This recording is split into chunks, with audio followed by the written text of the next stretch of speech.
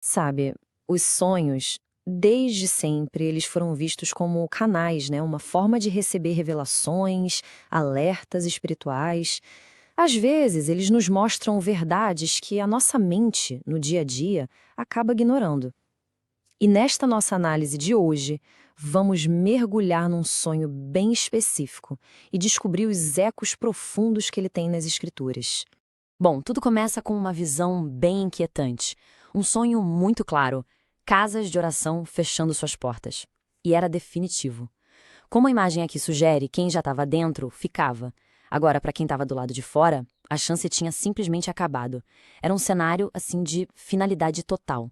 Ok, vamos entender isso melhor. O simbolismo aqui é muito poderoso. A gente não está falando de prédios, de paredes. Como ensina o emissário Shaul, o verdadeiro templo, a morada de Elohim, somos nós, o ser humano. Então, o fechar dessas portas aponta para algo bem mais fundo, o fim de um tempo, de uma oportunidade espiritual. E o mais impressionante é que essa ideia de uma porta que se fecha não é algo aleatório. Na verdade, é um padrão divino, um princípio que ecoa várias vezes nas Escrituras. Vamos dar uma olhada em como esse padrão se revela.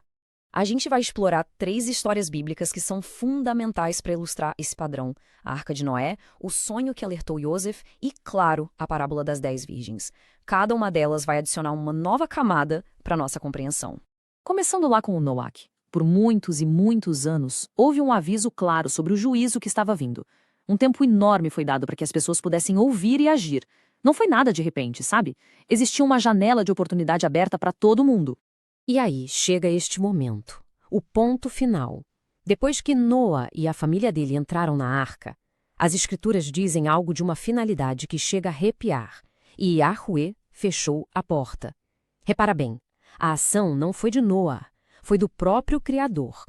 Fim da oportunidade. Agora é o nosso segundo paralelo, a história de Yosef. Aquele sonho famoso do faraó, sabe? Das vacas gordas e das vacas magras. Aquilo não era só uma previsão do futuro. Era, na sua essência, um chamado à preparação. Um alerta para usar o tempo de fartura para se proteger do tempo de escassez.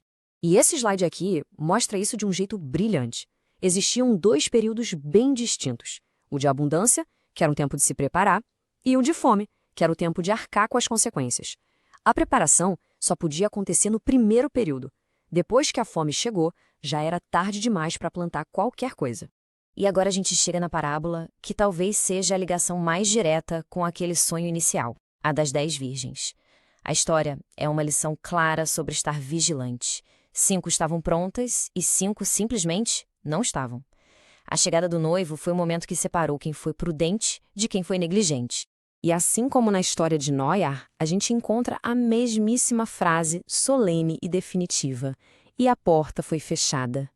Essa repetição ao longo das Escrituras não é por acaso, não. Ela está ali para reforçar um princípio espiritual que é crucial. O que vem depois é a consequência direta da falta de preparo. As virgens negligentes batem na porta, imploram para entrar, mas a resposta é final, e é terrível: não vos conheço.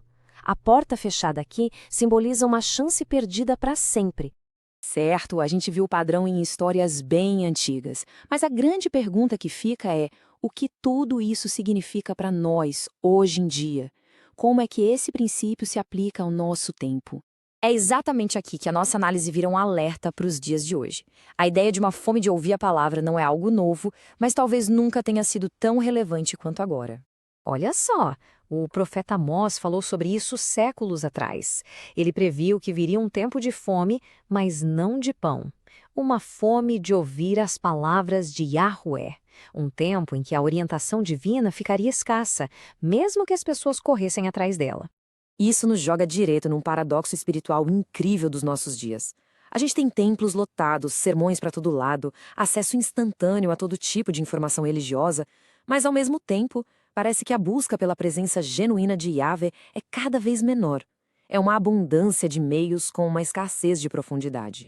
Então, o ponto principal é este: o fechar das portas do sonho pode não ter nada a ver com prédios, pode simbolizar algo que acontece dentro da gente, corações que, mesmo com tanta informação disponível, perderam a sensibilidade espiritual, pessoas que tiveram a chance de se aproximar, mas deixaram o tempo passar.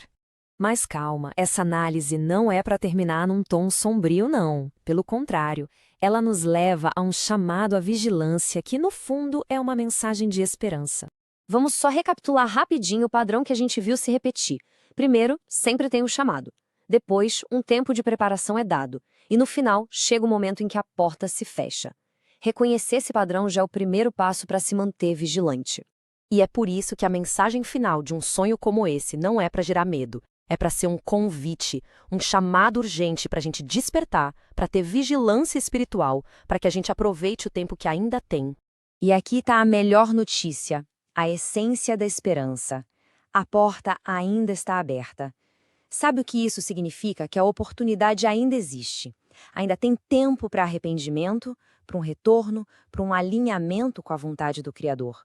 O nosso tempo de preparação, ele ainda não acabou. Mas essa esperança toda vem com um aviso final. Uma verdade que as Escrituras nos ensinam de novo e que a gente precisa levar conosco. Nenhuma porta permanece aberta para sempre.